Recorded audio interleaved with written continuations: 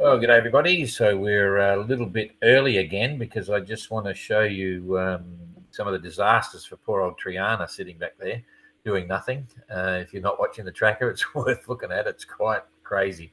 So here we are. We're not rolled over to the 12 o'clock positions yet. This is actually the 8 o'clock position. And you can, oh, jeepers, you're not on it. Hang on a sec. Right, because I went to it, but you didn't get it. So now, that was lucky. Boom, boom. Here we go. So here we go. These are the previous 4-hour positions, but look at Explorer over here making 5.2 knots. At least they've got a bit of breeze over there. And up the top here, you've got Penduic and L'Esprit de Keep clearing out. They've reached the trades. Here's the southeasterly trades up here, even though they're coming from the east. And the middle fleet, they're plodding along, doing okay. But check this out. Poor Triana getting overtaken by White Shadow.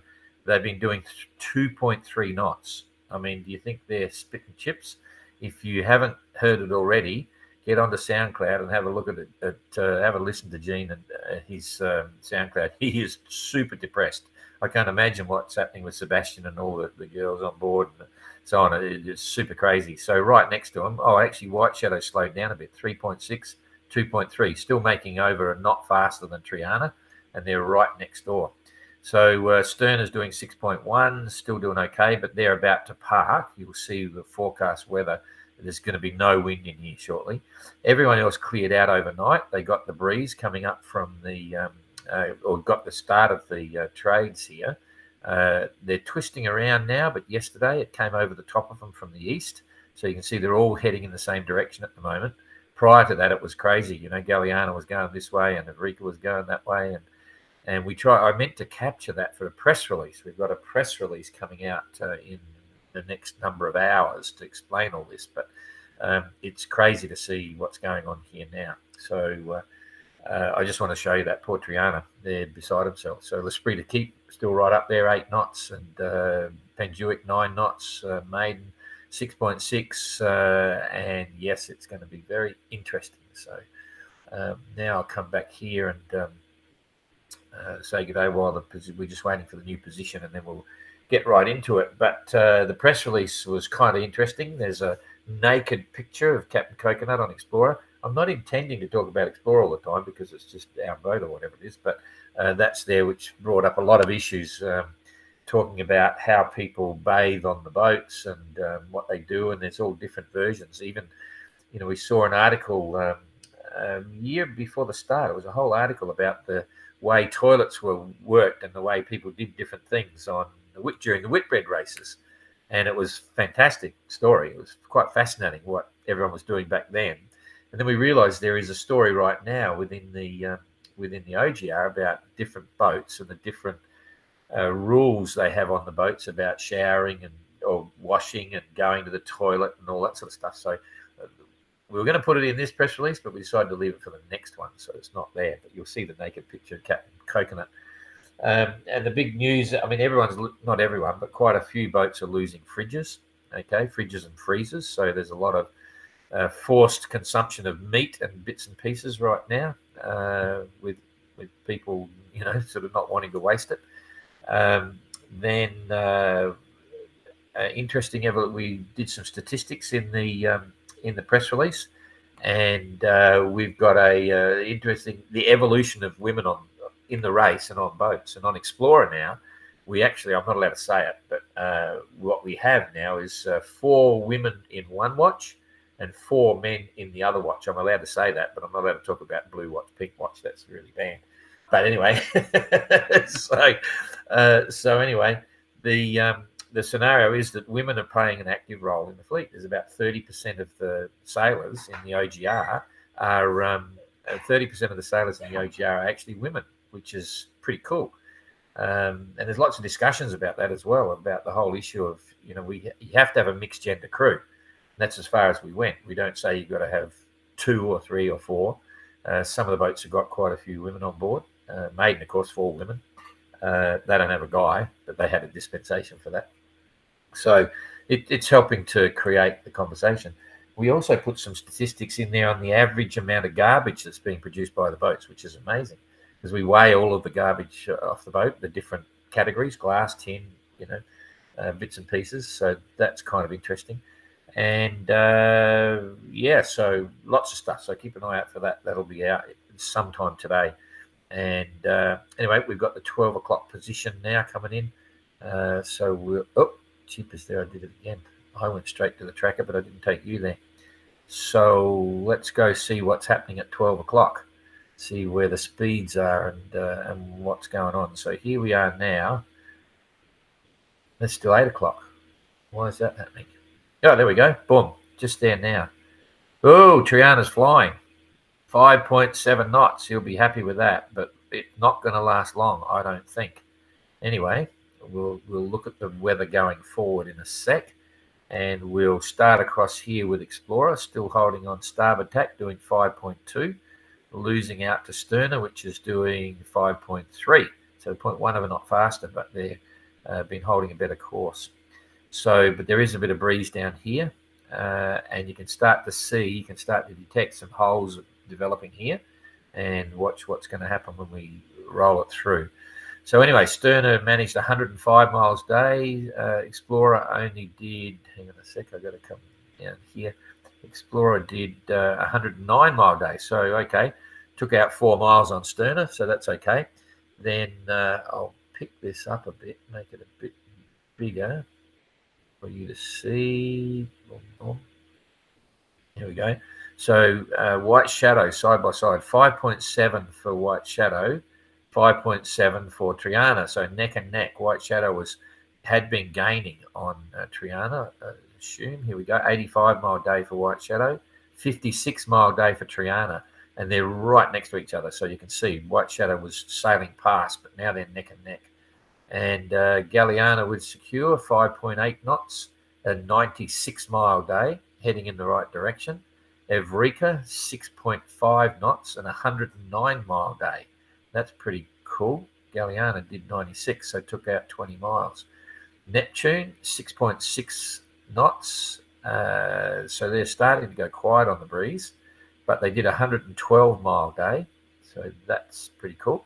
Outlaw, we rebooted the YB3i. So we had moved across to the YB3 for tracking information, but now run a magnet around it a few times, and the little antenna on the back of the boat, and it did reboot. So we're back to normal tracking for Outlaw now, doing 6.6, 108 mile day. None of them are really flying. Here's Spirit of Helsinki only doing 5.8 and did 103 mile days. So they're all sort of a bit bogged down in this patch. 7 knots for Translated 9, not too bad. Neck and neck with or on a par with Helsinki at the moment, and they managed 122 mile day, so that was pretty good. Maiden has got 5 knots and 105 mile day, so they're slowing down as well. So that's the story there. Now, when we come up here to we're in a completely different wind pattern here. You can see this straight away. This is getting light down here for the middle fleet. And these guys up the top, they're in the trades. They're not super strong, but there's no question they've made the trades. And doing the Spree to Keep doing 8.4 knots. They didn't do 348 miles. There's a glitch there in their 24-hour run, but they are sailing really well. They're staying consistent now. They're on their way, and I'll show you that when we pan back in a minute. Penjuic also now doing 9 knots, and they didn't do 322 mile days, so that's a glitch. Don't worry about that, but sailing really well. So now if we just scan back, I'm going to come back big time. You can see what I'm talking about. Amazingly, we've only just reached the trades, and we're nearly up to Recife, which is crazy. The trades should have started way back down here by Rio, and it just simply didn't happen. So now this is the last little bit of the trades that's sitting there. So the Spree to Keep are in that. It's not hooking around, so they've got a great run now, heading up into the area where the doldrums are due to turn up in the next 2 days. So just in time for them to arrive, the doldrums is going to open up. So okay, so it's going to that's a couple of days about here. So it's now the 19, 20, 21, 22. So they're going to be hitting this area on the 22nd. And that's exactly when they're due to turn up. So if I come through here, there's one day you can see the doldrums opening up here, and then on the 21st, you come through here, it's got bigger, and they'll arrive on about the 22nd, and it's well and truly established. So they'll know that the narrowest part of the doldrums is here. So you'll probably see them come back onto the run line and start to cut through there. So, but anyway, they're absolutely going to get a break potentially in the next 24 hours anyway on the back end, because it looks like this area here where they are is going to run out of wind. So I'll blow that up a bit. Maybe that's too far because we're looking at the weather. I'll drop it back to there, and let's see what the next 2 days of weather is going to bring. So you can see straight away, that's just the first couple of hours. The first couple of hours, it's starting to get a bit unstable here with a distinct lack of wind. Okay, next 3 hours, bingo. You're going to see down here, there's very little wind for Triana and White Shadow and Sterna. Explorer's just tacked, but there's a little bit of breeze there. They're going to sail out of it, but I think they'll probably keep moving. It's looking very much like Triana, Sterna, and White Shadow are going to probably park. And you can see some distinct holes here starting to appear for the middle fleet as well. Well, it's a bit patchy, but then the breeze comes back, so it's not going to last long, only for about 12 hours. So there's going to be, there'll be a few people stuck still. Oh, the good news is that the wind is going easterly, even down as low as Explorer there. So when it's east, the Explorer will be able to keep going straight up, and there's more wind here, but how long is it going to last? As the trades build, they always hook around, and it'll quickly turn down to becoming a northerly. Usually that's what's happening. So let's just have a look. Yeah, you can see it start to turn there on the coast, and then all of a sudden, boom, they're back into headwinds. So it's not going to last long. But the boats that are working their way up, these guys here, when it comes, it's just a straight easterly. It's not hooking around down now. So Explorer's got to get out of there. Same with Sterna and so on. So this is coming through to the 22nd now. So, okay, so they're going to have about 12 hours of light stuff, looking a bit strange. But then it's coming in and everyone's going to have trades, and then they're going to go. But there's no question the Triana's got a little, they're still going to lag behind a little bit. Sterna should be okay. Explorer's going to miss out because they're going to be back headwinds for another day or so before they get into the easterlies. So that's not too bad. That's a bit of an overview there. And let's have a look at the leaderboard. Online honours, Penduic's off and running with L'Esprit de Keep maybe a couple of hours behind. And Translated 9 is behind that. And then Maiden, Spirit of Helsinki, Outlaw, looking good. Neptune, Evrika, and so it goes. Triana, White Shadow, Sterna, and then it'll be Explorer. So that's the line on us. Now we'll go to IRC, and this is interesting. So L'Esprit de Keep is still hanging in there, looking very quite cool with quite a bit of a jump there. Based on the current speed, on corrected time, they've got about a 2 day gap or something. About 2 day gap. So Penduic is coming up next, and then Translated 9. There's a pretty big jump to Translated 9 from Penduic. So Penduic's looking good. They finally got where they need to be, and they'll give Penduic a run for their money. Then Galliana with Secure still hanging in there, a couple of days back, and then Outlaw's right next to Galliana, so's Evrika, and Maiden is just below that by a few hours. Then Neptune, Spirit of Helsinki, and so it goes down the line. So it's still early days, generally that's enough of that. But what's happening here right now is still just a sideline act. It's not a big deal because, but every bit counts, I suppose. There's three groups. There's the two leaders now. There's the mid group, and then there's the tail enders. You're going to see the league guys, Penduic and L'Esprit de Keep. They're going to keep going out, and if they get a push across to the doldrums and get a break and first into these trades up the top here, they could increase the gap once again, but there's nothing to suggest they might park and the mid group might sail around them and come up. So there's still this challenge here. it's been unusual the last 2 weeks to have those challenging conditions virtually for the whole 2 weeks.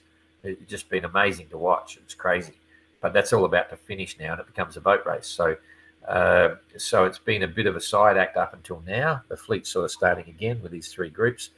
They're not that far behind each other. If we just check the distances, say the leaders from this middle group, it's only 200 miles.